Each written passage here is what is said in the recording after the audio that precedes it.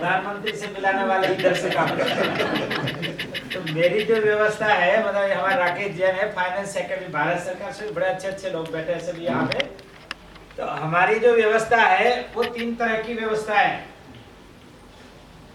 देश का विकास शुक्ला जी 3 तरह से होता है। एक ऋषि से, एक ऋषि से।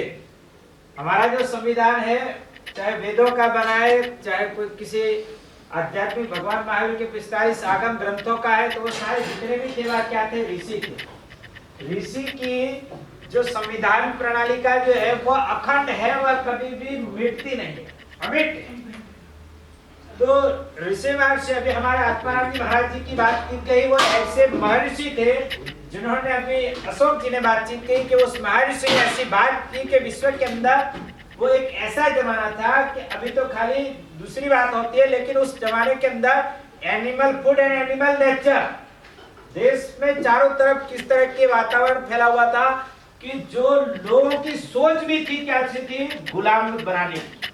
वो जमाने में वीरचंद जी, राघव जी, गांधी या आत्माराम जी महाराज जी के समय के अंदर वो सोच ऐसी थी कि दुनिया को क्या बनाया जाए, बंधुआ मजदूर बनाया जाए, गुलामी बनाया जाए। और ऐसे समय के अंदर वो एक जमाना था animal food and animal nature.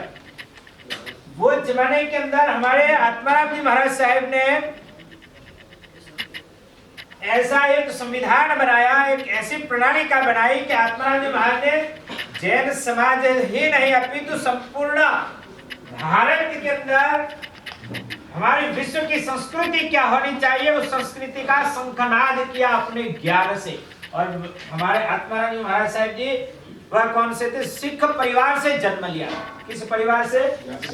Sikh परिवार से जन्म लिया। स्थानकवासी के अंदर दीक्षा हुई और स्थानकवासी में से भी सच्चा सो मेरा पाठ पढ़ते हुए कि सत्य यही मेरा क्या सिद्धांत है।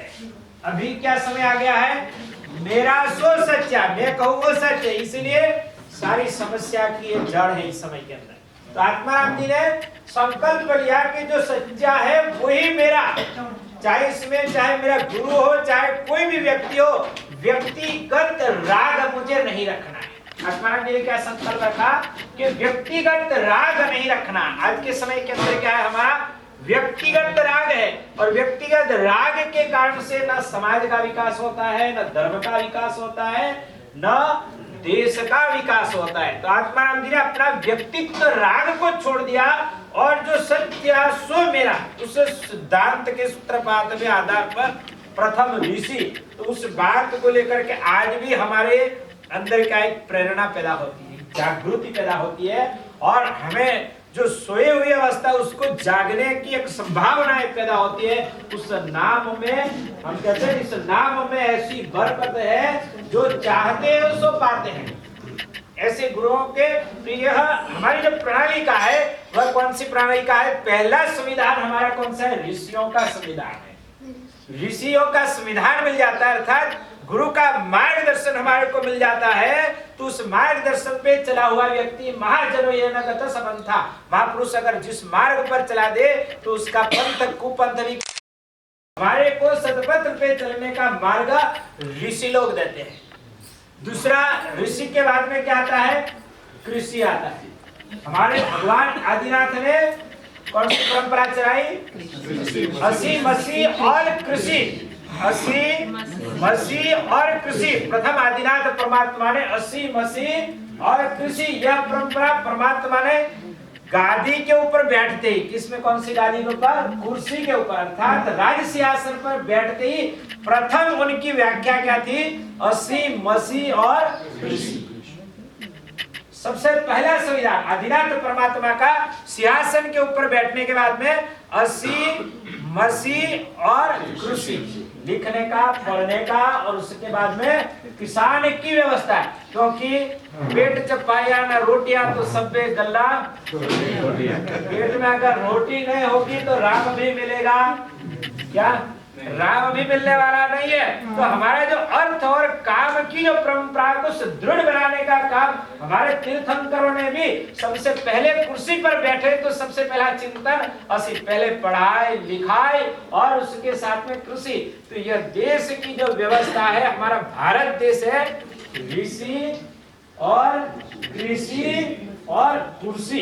अभी जमाना किसका चल रहा है? कुर्सियों का जमाना चल रहा है। आप लोग सोचते होंगे हमारा चतुर्मास हमारे भूरक साहब ने तो करा दिया कहाँ पे? चांदनी चौक में, और 2 महीने के अंदर हमसे भी आज्ञा, हमारे गुरु महाराज जी से भी आज्ञा लेकर के 2 महीने का चतुर्मास, अर्थात हमारा पर्यूषण जहाँ तक जितनी हमारी आवश्यकता थी उतना संगत तब की, तो हमने चतुर्मास भी सबसे पहले शुरुआत कहाँ से किया था? यहीं से किया था। पहला प्रवेश हमारा यहीं से कराया, और सारे देश के अंदर चैनलों में सबको बुला करके कि हमारा दिल्ली के अंदर चातुर्मास हुआ उसका प्रकाश फैला दिया हमारे नीलेश भाई शुक्ला साहब ने।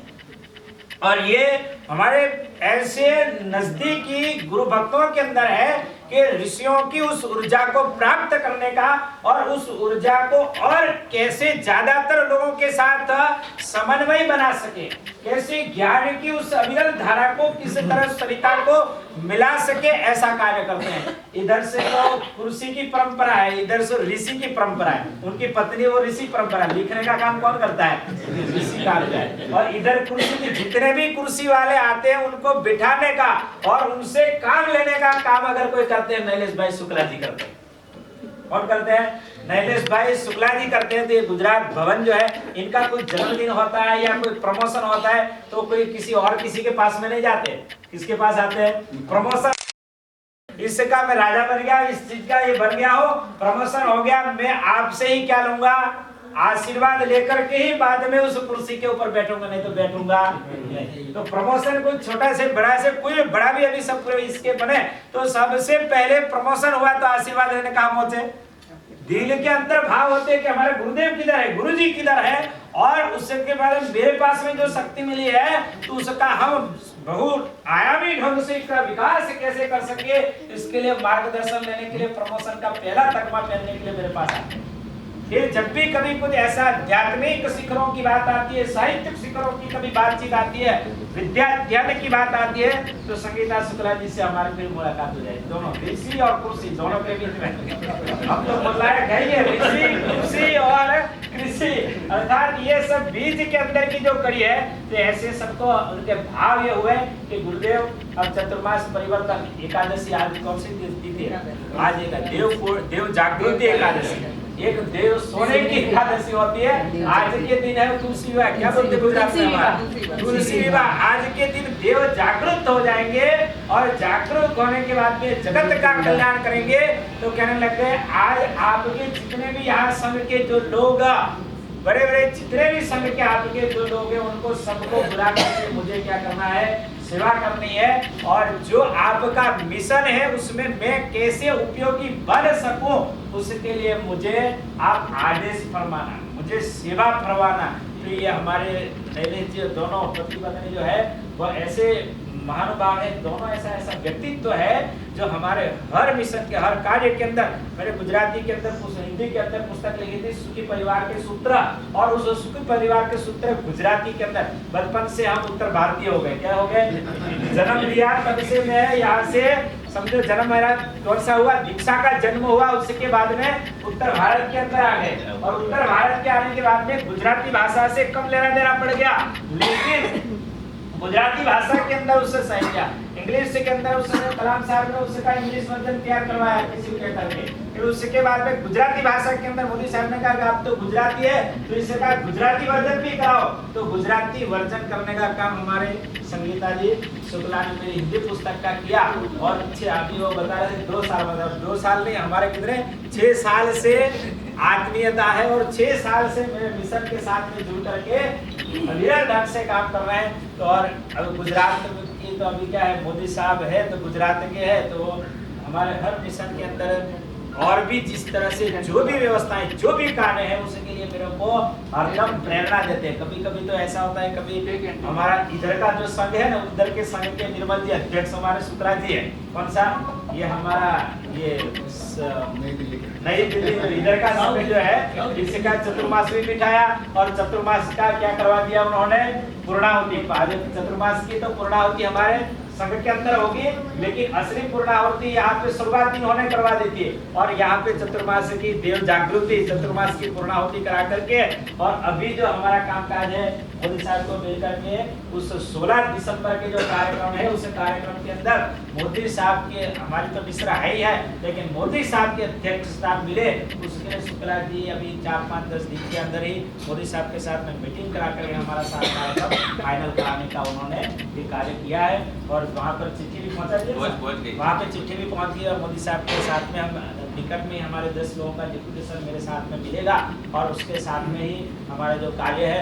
और हमने यहाँ पर बैठ करके बहुत सारे गुरु विजय वल्लभ सुरीश्वर जी महाराज, हमारे गुरुदेव आदरणीय श्रद्धेय गुरुदेव विजय वल्लभ सुरीश्वर जी महाराज के आदर्शों के अनुसार हमने यहाँ पे कई सारे प्रोग्राम से निर्धारित किए और उसमें हमारे गुरु वल्लभ की एक यूनिवर्सिटी की जो भावना थी वो यूनिवर्सिटी की तरफ भी हम धीरे धीरे करके क्या बना रहे हैं, आगे कदम हमारे बढ़ रहे हैं। और उसके अंदर गुजरात सरकार जो है दाहोद के अंदर हमारे जसवंत सिंह भाभोर साहब जो है स्मार्ट सिटी मोदी साहब ने जाहिर की दाहोद में, और दाहोद के अंदर जो है स्मार्ट सिटी का जो आयोजन है और उस स्मार्ट सिटी के अंदर जो है यूनिवर्सिटी मतलब विजय वल्लभ सुरीश्वर के आधार पर आदिवासी क्षेत्र जो पड़ता है बांसवाड़ा, ये कवाट नजदीकी सारा 50-60 किलोमीटर की नजदीकियों का है। तो स्मार्ट सिटी जहाँ पर बन गई वहाँ पर यूनिवर्सिटी का सपना मेडिकल कॉलेज का जो चीज़ है उसके लिए गुजरात सरकार जो है हमारे को 50 एकड़ जमीन दे करके वहाँ पे आगे से हमारे उस मिशन को हम आगे नजदीक बढ़ाने जाएंगे। और कृषि के अंदर मेरे साथ में आदिवासी क्षेत्र है कि गुजरात के अंदर 5 करोड़ की जनसंख्या है। कितनी गुजरात में? 5 करोड़ की जनसंख्या और 5 करोड़ के अंदर 1 करोड़ आदिवासी है। कितने हैं? 1 करोड़ ट्राइबल है और 1 करोड़ के अंदर जो है हमारे जितने भी आदिवासी, जितने विधायक हैं, विधायक से लेकर के जितने भी सांसद हैं